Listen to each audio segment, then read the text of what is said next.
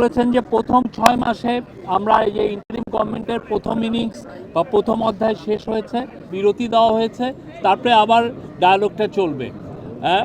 যতগুলো পার্টিকে আমরা ইনভাইট করার কথা ছিল সবাইকে ইনভাইট করেছি এবং সবাই এসছেন। বিএনপির নেতৃত্ব দিচ্ছেন মির্জা ফখরুল ইসলাম আলমগীর এবং জামাতের নেতৃত্ব দিচ্ছেন আবদুল্লাহ মোহাম্মদ তাহের, তাদের ভাইস প্রেসিডেন্ট। আজকের চিফ অ্যাডভাইজার তার কথায় বলেছেন উনি বলেছেন যে প্রথম 6 মাসে আমরা এই যে ইন্টারিম গভর্নমেন্টের প্রথম ইনিংস বা প্রথম অধ্যায় শেষ হয়েছে এবং লোকের মাধ্যমে অধ্যায়ের শুরু হলো।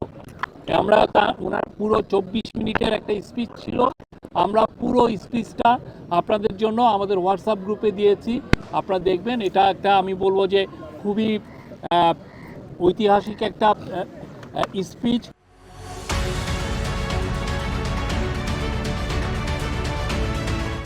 উনি জানিয়েছেন যে আমরা এই বাংলাদেশ, সেই নতুন বাংলাদেশের সাথে পুরো পৃথিবী এবং বাংলাদেশের সবাই আজকে একটা মহৎ একটা উদ্যোগ শুরু হলো। যাত্রার মাধ্যমে বাংলাদেশ কি রকম বাংলাদেশ আমরা চাই সেটা এটা নির্ধারিত হবে।